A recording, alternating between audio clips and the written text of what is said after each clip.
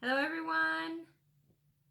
Aujourd'hui, je vous explique tout sur l'utilisation du prétérit. On y va? Alors aujourd'hui, on va voir le prétérit en anglais. Qu'est-ce que c'est le prétérit? On utilise le prétérit en anglais pour parler d'actions du passé qui sont terminées.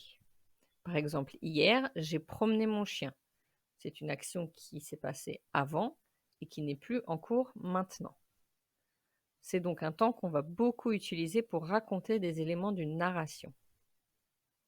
Dans mon exemple, hier, j'ai regardé la télévision. Yesterday, I watched TV. Comment on construit le prétérit? C'est très simple, ou presque. Pour une grande majorité des verbes, on va utiliser la base du verbe auquel on va rajouter ed. Par exemple, to watch, la base watch, et on rajoute ed, watched. La bonne nouvelle, c'est pareil à toutes les personnes. Donc on a I watched, you watched, he, she, it watched, we watched, you watched, they watched. Facile. Donc pour les verbes auxquels on rajoute ed, c'est très simple. On rajoute ed à toutes les personnes. Malheureusement, ça ne marche pas pour tous les verbes. Et on va devoir aborder un sujet un peu fâcheux. Cette règle ne marche pas pour les verbes irréguliers qu'il faut tout simplement apprendre par cœur. C'est la partie la plus ennuyeuse dans l'apprentissage de l'anglais, mais c'est nécessaire. Il n'y a pas vraiment le choix. Comme il n'y a pas de règle générale qui s'applique à ces verbes-là, on est obligé de les apprendre par cœur. La deuxième difficulté concerne la prononciation. On peut prononcer le ed à la fin du verbe de 3 façons différentes. On le prononce soit de, soit ed, soit t. Alors, je vais vous donner les règles pour savoir quand on utilise les différentes prononciations. La règle générale, qui arrive le plus souvent, on prononce juste le son de. Ensuite, si le verbe finit avec le son t ou d, on prononce ed. D'accord? Par exemple, le verbe to visit, I visited. Si le verbe finit avec les sons k, p, sh ou ch, on prononce t. Comme dans l'exemple qu'on a vu précédemment, to watch, I watched. Alors, vous allez voir, on va faire quelques exemples, ça va vous paraître plus clair. Commençons avec le verbe rester. Rester, to stay, I stayed. Arriver, to arrive, you arrived. Le verbe visiter, to visit. We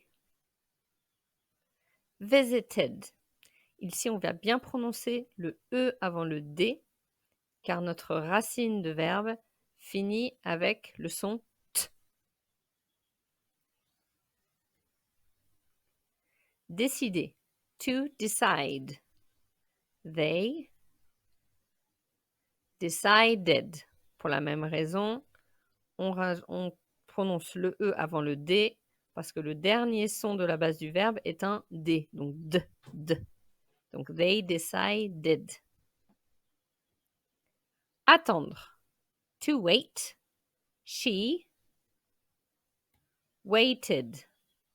Pareil, le dernier son de la base du verbe est un T. Donc, on prononce ted. She waited. Cueillir. To pick. He picked. On le prononce t.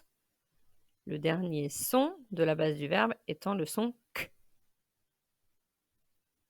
Laver, to wash. It washed.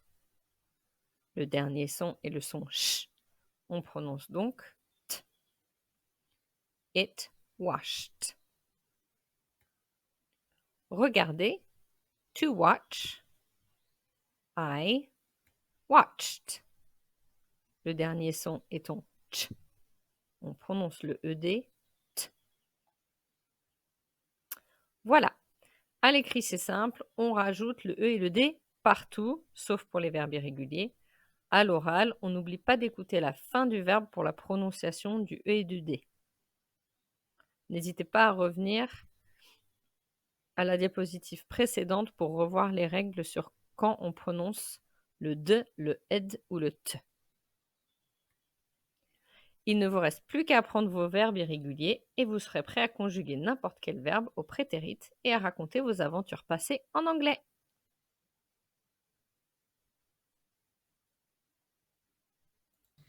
J'espère que ça vous a plu. Si vous avez des questions, n'hésitez pas à les laisser en commentaire en dessous et n'oubliez pas de vous abonner. See you later. Bye.